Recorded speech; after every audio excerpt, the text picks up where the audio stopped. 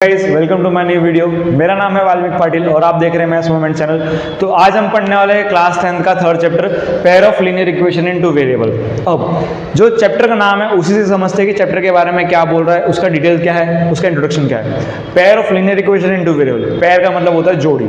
Linear equation आपने 8 में और 9 में पढ़ा होगा। Linear equation, quadratic equation, cubic equation. Linear equation का मतलब ये इक्वेशन होता है कि ऐसी इक्वेशन जिस इक्वेशन के अंदर जो हाईएस्ट पावर होगा किसी भी वेरिएबल का वो क्या होगा, आपका 1 होगा। कितना होगा? 1 होगा। आगे बढ़ते हैं। इन टू वेरिएबल्स, क्या बोला? इन टू वेरिएबल्स। तो सर सबसे पहली बात, टू वेरिएबल्स बोला। वेरिएबल्स का मतलब समझते हैं कि वेरिएबल्स का मतलब होता क्या है। वेरिएबल्स का मतलब ये होता है कि आपके डी से लेके जेड तक जितने भी अल्फाबेट्स होते हैं उसे हम क्या बोलते हैं? वेरिएबल बोलते हैं। इस इक्वेशन में बोला कि आपके 2 वेरिएबल आएंगे। इन शॉर्ट इस पूरे इक्वेशन में आपके पूरे कितने अल्फाबेट देखने को मिलेंगे? आपको कितने वेरिएबल देखने के लिए मिलेंगे? 2 वेरिएबल देखने का मिलेंगे। तो यहाँ पे अगर हम सबसे पहली बात करें चैप्टर के बारे में, तो अपने पास में एक जनरल इक्वेशन होता है। क्या होता है? जनरल इक्वेशन होता है। वो होता है हमारा a1x plus b1y plus c1 is equals to 0। यहाँ पे ऐसे जो नॉर्मली तो बात करें तो नॉर्मली जो इक्वेशन होती है वो होती है हमारी ax plus by plus c is equals to 0। तो यहाँ पे हमें नंबरिंग देने की जरूरत क्यों पड़ी? क्योंकि यहाँ पे बोला गया है पेयर बोला है। क्या बोला है? पेयर बोला है ऑफ लीनियर इक्वेशन। पेयर बनाना है मतलब जोड़ी बनानी। तो यहाँ पे 2 इक्वेशन आपकी फॉर्म होगी। इसके लिए हमें एक को नंबर देना पड़ा। इसका नाम क्या है? a1x plus b1y plus c1 is equal to 0। ये हो गया आपकी इक्वेशन नंबर 1। और ये जो बनेगी दूसरी वो क्या बनेगी आपकी? a2x plus b2y plus c2 is equal to equation number 2। ये क्या बन गया आपका? Equation number 2। तो ये है आपकी जनरल इक्वेशन और आपको क्वेश्चन को इसी फॉर्म में अरेंज करना रहेगा, तब जाके आप इसको अच्छे से सॉल्व कर सकते हैं। अब बात आती है इक्वेशन की। सर इक्वेशन के अंदर मेजरली 3 चीजें होती है जो कि बच्चों को शायद नहीं पता होगी, तो अभी पता कर लीजिए। इन इक्वेशन में there are variable, coefficient and constant. Variable का मतलब अभी हम लोग ने पढ़ा। वेरिएबल का मतलब क्या होता है? डी से लेके जेड तक जितने भी आपके अल्फाबेट्स प्रेजेंट होते हैं वो सब क्या होते हैं? आपके वेरिएबल होते हैं। क्या होते हैं? डी से लेके जेड तक जितने भी आपके अल्फाबेट है वो क्या होते हैं? आपके वेरिएबल होते हैं। सर ए बी सी क्यों नहीं होता है? बिकॉज अभी हमने देखा ए बी और सी जो है वो आपके नंबर की जगह आते हैं। कहां पे आते हैं? नंबर की जगह आते हैं। इसके लिए हमने उसको कंसीडर नहीं किया वेरिएबल के अंदर। अब आती है कोफिशिएंट की। कोफिशिएंट का मतलब सर मजा नहीं आ रहा है, इक्वेशन देके समझो। अगर इक्वेशन देके अपने ऐसा तो समझ में नहीं आएगा। अगर मान लीजिए मैंने एग्जांपल ले लिया, मैंने बोला कि 3x plus 2y minus 5 is equal to 0। ठीक है, मैं बोल सकता हूं यहाँ पे आपके 2 वेरिएबल है। हाँ सर 2 वेरिएबल है। दोनों वेरिएबल कौन कौन है? x है और दूसरा क्या है? y है। अब हमारे वेरिएबल से पता चल गए हमारे वेरिएबल कौन कौन है। यहाँ पे x है और क्या है? y है। सर अभी बताइए कि आप बात कर रहे थे कोफिशिएंट के बारे में, तो कोफिशिएंट होता क्या है? कोफिशिएंट का मतलब होता है जो वेरिएबल के आगे जस्ट नंबर खड़े होते हैं उनको हम क्या बोलते हैं? कोफिशिएंट बोलते हैं। अकॉर्डिंग टू दिस इक्वेशन हमारे कोफिशिएंट कौन कौन होंगे सर? 3 होगा और कौन होगा? 2 होगा। सर -5 भी होगा क्या? नहीं, -5 क्या होगा आपका? कांस्टेंट होगा। क्या होगा? कांस्टेंट। तो जो कांस्टेंट की जो वैल्यू होगी वो क्या होगा आपका? -5। सर कांस्टेंट का मतलब वो होता है कि जो अकेला नंबर होता है इक्वेशन में, ना ही उसके आगे पीछे कोई वेरिएबल होता है, ना ही कोई अल्फाबेट नहीं होता है। जो अकेला नंबर स्टैंड करता है उसे हम क्या बोलते हैं? कांस्टेंट बोलते हैं। क्या बोलते हैं? कांस्टेंट बोलते हैं। आई होप यहाँ तक चीज़ें क्लियर है। हम पढ़ रहे pair of linear equation in two variable. जोड़ी बनानी है लीनियर इक्वेशंस की। लीनियर इक्वेशन का मतलब होता है कि जो हाईएस्ट पावर होगी आपकी इक्वेशन की वो कितनी होगी? 1 होगी इन टू वेरिएबल्स। मतलब आपकी जो इक्वेशन होगी वो कितने वेरिएबल्स में होगी? 2 वेरिएबल्स में होगी। हमने देखा यहाँ पे कितने टाइप की इक्वेशन आपकी, और हर एक क्वेश्चन में आपके 2 इक्वेशन बनेंगे। कितने बनेंगे? 2 इक्वेशन। तो उसकी जनरल इक्वेशन हमने लिखी है यहाँ पे a1x plus b1y plus c1 is equal to 0, a2x plus b2y plus c2 is equal to 0। Clear?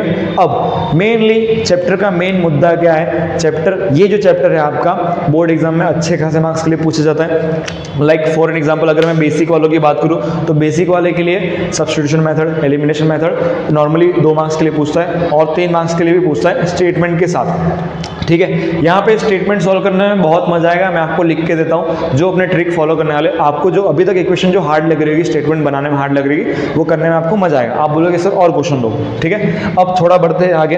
हमारे पास में सर कितने मेथड है? इस चैप्टर के अंदर 3 मेथड है। Basically there are 3 methods. हमारे पास कितने मेथड है? 3 मेथड है। पहला मेथड क्या है सर? आपका ग्राफिकल रिप्रेजेंटेशन, सेकंड है आपका सब्स्टिट्यूशन मेथड और तीसरा क्या आपका एलिमिनेशन मेथड। ये सारे के सारे मेथड्स को हम धीरे धीरे समझेंगे, लेकिन आज की वीडियो में हम स्टार्ट करेंगे सब्स्टिट्यूशन मेथड। क्या स्टार्ट करेंगे? सब्स्टिट्यूशन मेथड स्टार्ट करेंगे, जो कि आपका 3.2 है according to your new NCERT 2024-25 syllabus के अकॉर्डिंग। ठीक है, हम ग्राफिकल रिप्रेजेंटेशन अभी क्यों नहीं पढ़ रहे? क्योंकि सर उसका इतना वेटेज और इतने मार्क्स का ग्राफिकल रिप्रेजेंटेशन पूछता ही नहीं है। पूछने के लिए क्या पूछेगा सर? आपको यहाँ पे जो बाजू में ये जो कॉलम दिख रहा है, ये जो आपको बॉक्स दिख रहा है, उसमें से एमसीक्यू में पूछता है। किसमें पूछता है? एमसीक्यू में पूछता है, तो वो भी देखेंगे। और जो तीसरा मेथड आपका क्या है? Elimination method. Sir elimination method का नाम समझ के समझ में आ रहा होगा कि किसी ना किसी को माइनस कर रहे, सब्ट्रैक्ट कर रहे, एलिमिनेट कर रहे हैं। आगे substitution method. Sir substitution method का मतलब ऐसा मेथड होता है कि आपने किसी भी एक वैल्यू निकाली, उस वैल्यू को कहीं और दूसरी जगह पे सब्स्टिट्यूट किया।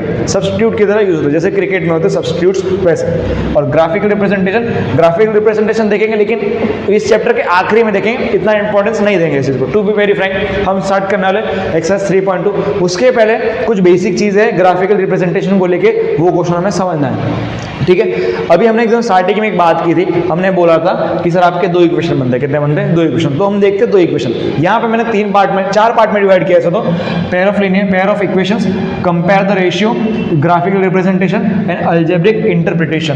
ठीक है, यहाँ पे 4 पार्ट में हमने इसको डिवाइड किया गया। जो सबसे पहला बोला पेयर ऑफ इक्वेशन। सर देखो यहाँ पे ये आपका जोड़ी बना, pair of linear equation in two variable, pair of linear equation in two variable और pair of linear equation in two variable. ठीक है, ये अपने को काम आएगा सर ग्राफिकल रिप्रेजेंटेशन बताने के लिए कि आपका कैसी इक्वेशन किस टाइप का ग्राफ रिप्रेजेंट करती है। अब सर वो कैसे पता चलेगा? अभी देखते हैं कि वो कैसे पता चलेगा। ठीक है, सबसे पहले हमें कंपेयर करना है। यहाँ पे x दिया प्लस 2y दिया इज इक्वल टू 0 दिया। यहाँ पे क्या दिया? 3x प्लस 4y माइनस का 20 इज इक्वल टू 0। सर अगर मैं इसको कंपेयर करता हूँ मेरी जनरल इक्वेशन के साथ में, सर x जगह पे x दिया है, हाँ दिया है सर। सर x क्या है? कुछ नहीं दिया, मतलब क्या दिया सर? 1 दिया। सर मतलब मेरा a1 का वैल्यू कितना हो गया सर? 1 हो गया। सर y की जगह पे कौन दिया? y दिया है। सर तो b की जगह पे कौन है सर? b1 की जगह पे। सर b1 की जगह पे हमें दिया है -2 दिया। कितना दिया है? -2 दिया। अगर मैं इसको कंपेयर करूँ a1/a2 में, तो ये 1/(-2) होता है। चलो मैंने यहाँ पे लिख दिया। वहीं पे अगर मैं दूसरी इक्वेशन कंपेयर करता हूँ, ठीक है, सॉरी यहाँ पे एक गलती हो गई अपने से, 1 आ गया। और यहाँ पे x की जगह पे x है और a2 की जगह पे कितना है सर? 3 है। तो a2 की जगह पे कितना आएगा सर? यहाँ पे 3 आएगा। अगर इसको मैं कंपेयर करता हूँ y1 और y2 के साथ में, तो b1 और b2 के साथ में, तो यहाँ पे y की जगह पे y है सर, y की जगह पे y है। b1 की जगह पे कौन है सर? -2 है। तो सर मैं b1 की जगह पे क्या लिखा? -2 लिखा। और अपॉन में b2 का वैल्यू कितना देता है सर? b2 का जो वैल्यू है सर मेरा कितना है? 4 है। कितना है? 4 है। अगर मैंने इसको कैलकुलेट भी किया तो मेरा आंसर कितना आएगा? -1/2। सर 1/3 और -1/2 दोनों सेम दिखते हैं क्या? नहीं। अगर ये दोनों सेम नहीं है तो अपना इक्वेशन कैसा बनेगा? a1/a2 is not equals to b1/b2।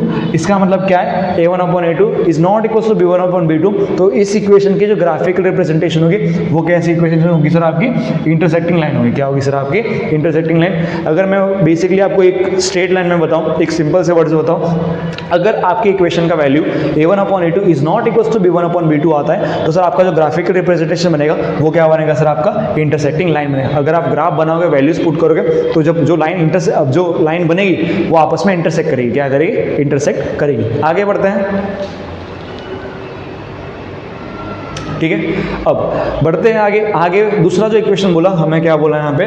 2/4 3/6 -9/-18। In short अगर अपने बात करें, अगर आपकी value a1/a2 is equals to b1/b2 is equals to c1/c2, मतलब अगर आपके तीनों की तीनों वैल्यूज है अगर आपस में इक्वल होती है, क्या होती है सर? इक्वल होती है। तीनों का अगर आंसर सेम आता है, तो जो आपका ग्राफिकल रिप्रेजेंटेशन बनेगा वो क्या बनेगा? कोइंसिडेंट लाइन बनेगा। क्या बनेगा sir? Coincident line. Sir coincident line का मतलब क्या होता है सर? कोइंसिडेंट लाइन ऐसी लाइन होती है जो एक लाइन के ऊपर दूसरी लाइन लाई करती है, मतलब एक लाइन के ऊपर दूसरी लाइन आपकी आएगी। क्लियर है? अब बढ़ते तीसरे इक्वेशन की तरफ में। अगर मान लो ये 1 है, 1/2 आया, 2/4 आया, इसको मैंने कैलकुलेट किया 2 मतलब ये 1/2 आया, ये भी 1/2 आया। अगर मैंने इसको कैलकुलेट 1/3, 4 3 12, 1/3, लेकिन ये इसके बराबर नहीं है। इसका मतलब क्या हो रहा है? a1/a2 is equal to b1/b2 but it is not equal to c1/c2। मतलब आपकी कोई दो चीजें सेम हो रही है और जो तीसरी चीज लास्ट वाली चीज है वो अगर इक्वल नहीं है आपके दोनों के साथ में, तो जो आपका ग्राफिकल रिप्रेजेंटेशन है वो कैसा बनेगा सर? आपका पैरेलल लाइन बनेगा। क्या बनेगा? Parallel line. तो अगर ग्राफिकल रिप्रेजेंटेशन के बारे में अगर मैं बताऊं, तो आपको ये सब वैल्यूज उठानी है। आपको x की वैल्यू कुछ सपोज करनी है, y की वैल्यू अपनी आ जाएगी। उस तरीके से आपको ग्राफ वैल्यूज बनानी है। वैल्यूज दो से 3 वैल्यूज आपको मैक्सिमम निकालने, फिर उसको ग्राफ में प्लॉट करना है। तो अगर आपका एक बार क्विक समरी करते हैं, a1/a2 is not equals to b1/b2, it means ये क्या लाइन बना रही है? आपकी इंटरसेक्टिंग लाइन बना रही है। अगर a1/a2 is equals to b1/b2 and it is also equals to c1/c2, it means आपका कौन सा लाइन बना रहा है, आपका कोइंसिडेंट लाइन बना रहा है। तीसरा प्रॉपर्टी क्या होगा सर आपका, if a1 upon a2 is equal to b1 upon b2 but it is not equal to c1 upon c2, इसका मतलब क्या है, जो आपका जो ग्राफिकल रिप्रेजेंटेशन वो कैसा आपका पैरेलल लाइंस बना रहा है। ठीक है, मुद्दा यही खत्म नहीं होता है, अब इसके जो सॉल्यूशंस है वो कैसे बनते हैं वो भी देखना है। यहाँ पे देखिए, अगर a1 upon a2 is not equal to b1 upon b2, तो इसका जो इक्वेशन का जो सॉल्यूशन आएगा क्या आएगा, खाली वन सॉल्यूशन आएगा। अगर आप इसको सॉल्व करो तो कितना सॉल्यूशन बनेगा इसका, वन सॉल्यूशन बनेगा। सेकंड वाले का अगर कोइंसिडेंट लाइन है, मतलब तीनों के तीनों अगर आपस में इक्वल है, तो इसके इनफाइनाइट मैनी सॉल्यूशन आते हैं। क्या आते हैं आपके, infinite many solution.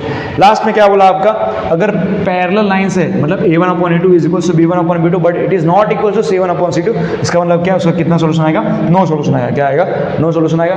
Introduction part के लिए इतना ही था, हम आगे जंप करेंगे 3.2 पे और स्टार्ट करेंगे हमारा सब्स्टिट्यूशन मेथड प्यारा सा।